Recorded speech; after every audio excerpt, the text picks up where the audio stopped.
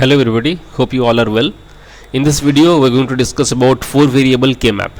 Okay, so let us see one after the other examples over here. The first one, f equals summation of mean term 2, 4, 5, 9, 12, 13.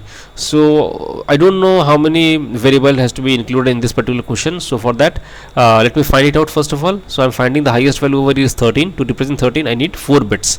So is a clear indication that I need 4 variable for this particular question. Okay, so I have chosen ABCD as my variable. You can take anything, PQRS or anything, whatever you feel like. Okay, but sequence has to be maintained as I told you earlier also. So this is the map which already you know how to plot the map. So I plotted the map over here with ABCD and the gray code with rows and columns. This is the columns and this is the rows. And I have implemented this value, 6 values given the mean term equation. This is a summation of mean term, that means SOP form, canonical SOP rather. So I implemented the ones over here for the mean terms, and then I'm observing for quad, pair, single and octet. Okay, or octet, rather the rule is octet, quad, pair and single.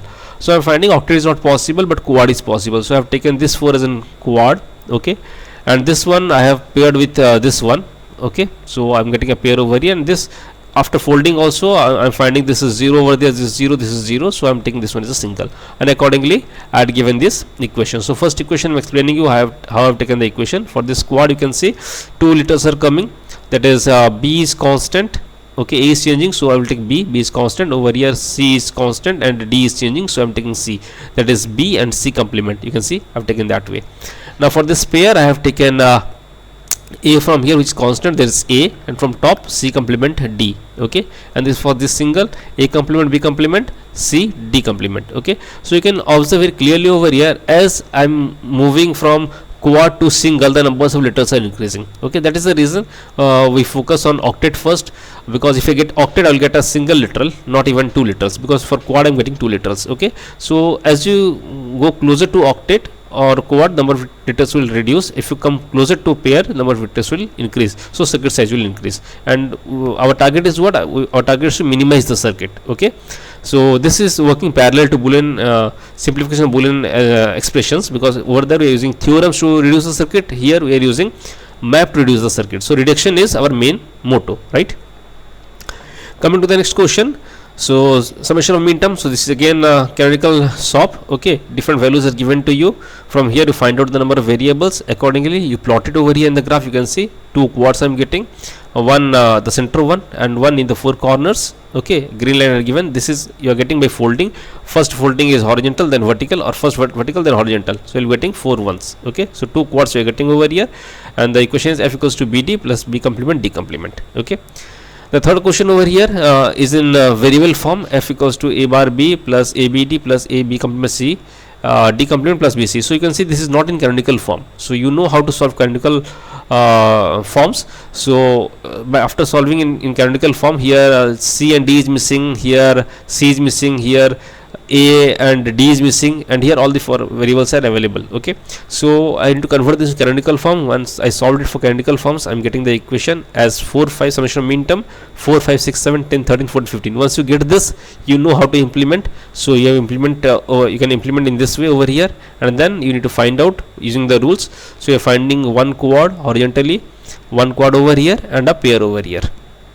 Okay, and this is the equation for this, right? In the similar form, if you can see the 4th question, it's a pi of m. Okay, and for this pi of m, you are having the values 0, 4, 6, 7, 8, 12, 13, 14, 15. So you have to represent this in form of zeros. Okay, in the earlier videos also I have explained this in 3 variables suppose.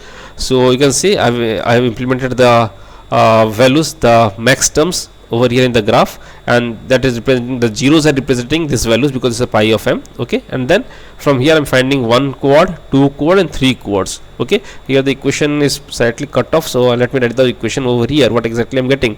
I'll be getting f is equals to, okay, C plus D, the first term, and then I'm getting A complement plus B complement.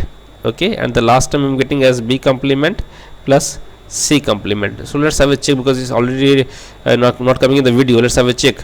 See, so for this one, this vertical quad, if I look, this AB is changing, so I can't take C and D, I can take. So the first one C plus D I have taken. For this horizontal one, a b will come into picture. So this is 1 1, so a complement plus b complement, this is coming. You can let me put it on properly. Yes, a plus b. Okay, and then for this quad you can find b is common, and from here c is common, and those are 1, so I have taken b complement plus c complement. So this is the way how you are plotting a 4 variable Carnot map. Okay, I hope you have understood this video, or you have understood the concept. Thank you for watching my video.